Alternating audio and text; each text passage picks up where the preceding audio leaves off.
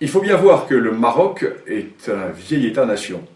Vieil État-nation, une simple référence permettra de mettre en évidence cette idée. Quand Hugues Capet est élu roi de France en 987, la monarchie marocaine a déjà quasiment 2 siècles d'existence. Donc c'est un vieux royaume, un vieil empire, et ce vieux royaume, ce vieil empire, a été très largement amputé pendant la période coloniale. Le Maroc était en décadence au XIXe siècle et il a été amputé à l'est et au sud. Amputé à l'est très largement par la France, lorsque la France a constitué l'Algérie. Et la France a poussé vers l'ouest les frontières de l'Algérie, et ce faisant, les frontières du Maroc ont reculé. Et le Maroc a été ensuite très largement amputé vers le sud.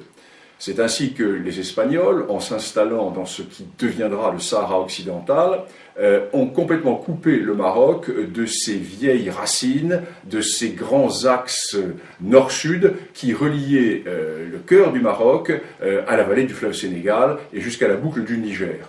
En d'autres termes, les racines africaines, d'où sont sorties de très nombreuses dynasties marocaines, ont été coupées à la suite de cette occupation espagnole. Et lorsque l'indépendance du Maroc a été reconnue par la France et par l'Espagne, en 1956, le Maroc s'est retrouvé dans ses frontières coloniales. Un contentieux a éclaté avec l'Algérie, car il faut bien voir que toute une partie de l'Est marocain de l'Est marocain était rattachée à l'Algérie, et jusqu'à la région de Colombéchar. Colombéchar est une localité qui était historiquement marocaine. De même Tindouf. Et restait au Maroc à récupérer toute la partie sud qui était territoire espagnol, Sahara occidental. Les Espagnols hésitaient à donner l'indépendance à la région, et les Espagnols ont traîné les pieds. Ce qui fait que le roi du Maroc, Hassan II, s'est tourné vers la Cour internationale de justice et a posé la question suivante, quels étaient les droits historiques du Maroc dans ce Sahara occidental? En effet, les Espagnols voulaient créer la fiction d'une entité sahraoui de façon à créer au sud du Maroc un État totalement artificiel, mais qui, pour survivre, devrait se tourner vers Madrid. Donc, les Espagnols comptaient rester par le biais de cet État fragile, dépendant de l'Espagne. Quant à l'Algérie, qui a toujours nourri une certaine, je ne dirais pas une certaine jalousie, le terme serait trop fort, mais une certaine envie vis-à-vis du Maroc. Pourquoi? Nous sommes là au cœur de la grande question du Maghreb. Il y a un État-nation dans le Maghreb, c'est le Maroc.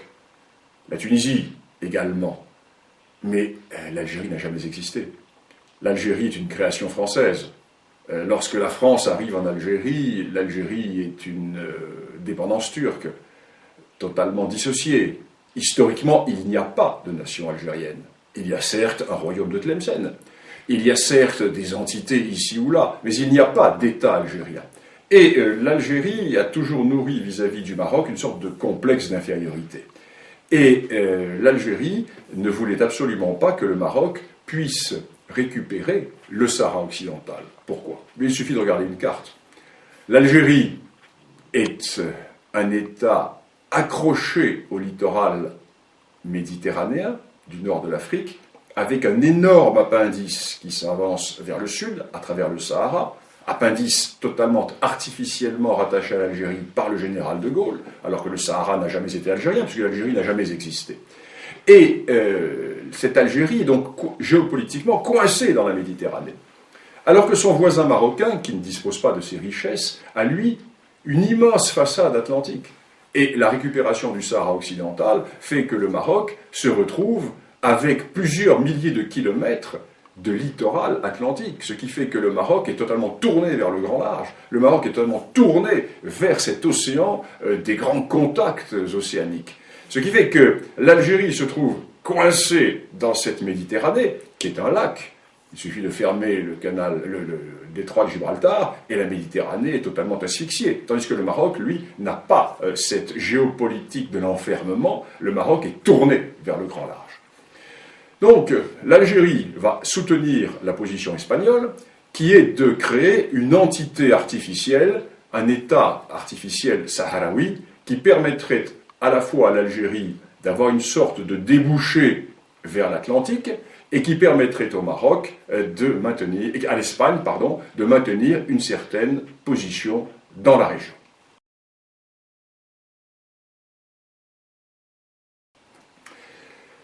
Historiquement parlant, la revendication marocaine est absolument incontestable. Elle est incontestable pourquoi? Parce que 5 des dynasties marocaines sont sorties du Sahara occidental ou du Grand Sud saharien. C'est un premier élément. La première de ces dynasties, c'est celle des Almohavides. Les Almohavides qui vont du fleuve Sénégal jusqu'au centre de l'Espagne constituaient ce que l'on a appelé l'empire des deux rives, qui était un empire marocain. Je ne vais pas rentrer dans le détail des dynasties marocaines, mais la plupart des dynasties viennent du Grand Sud. Deuxième élément, nous avons les réalités qui étaient les réalités économiques et politiques. Toute la vallée du fleuve Sénégal, la vallée du fleuve Niger, la boucle du Niger, était tournée vers le Maroc. N'oublions pas qu'au XVIe siècle, Tombouctou était une ville marocaine. La prière à Tombouctou était dite au nom du sultan du Maroc. Le pachalik de Tombouctou était un pachalik marocain. N'oublions pas également que les grandes routes transsahariennes qui permettaient de mettre en relation le monde ouest-africain avec le monde méditerranéen étaient sous contrôle marocain et aboutissaient dans les grands marchés du sud du Maroc. Nous avons toutes ces réalités qui font que lorsque le roi Hassan II a déclaré qu'en récupérant le Sahara occidental, le Maroc renouait avec les racines d'un arbre dont les feuillages sont tournés vers la Méditerranée, le roi du Maroc avait une image qui était très belle et qui était tout à fait réaliste et qui montrait bien ce qu'était cette réalité. Alors le problème est que en Europe, nous avons toujours cette vision européocentriste, européocentrée, et nous avons également la déformation de l'histoire immédiate.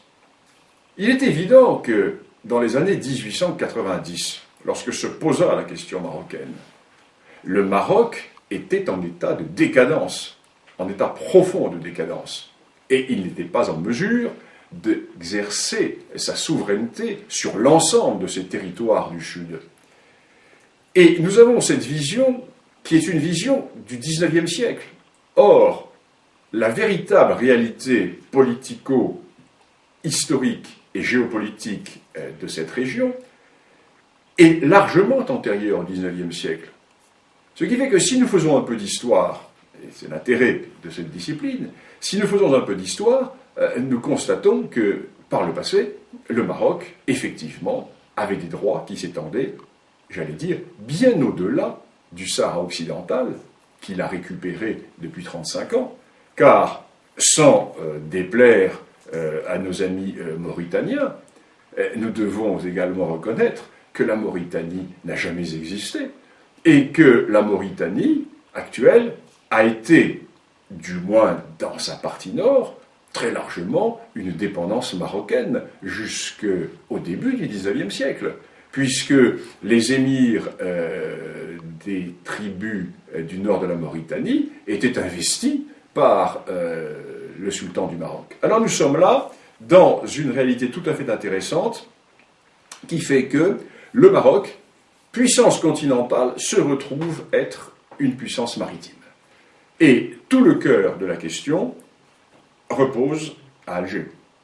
Car il n'y a de question du Sahara occidental que parce que l'Algérie n'accepte pas, elle n'ose pas le dire ouvertement, tout simplement parce que l'Algérie n'accepte pas de voir que son voisin occidental, que son voisin marocain, se retrouve doté d'atouts géopolitiques considérables qui vont faire que dans le siècle à venir, le Maroc va avoir un rôle tout à fait déterminant dans la géopolitique de cette partie de l'Afrique, alors que l'Algérie, en dépit de ses richesses découvertes par la France au Sahara, n'est qu'un État enclavé dans cette Méditerranée qui n'est qu'une sorte de grand lac Léman par rapport à cet océan Atlantique qui est la mer de contact avec tous les océans du monde.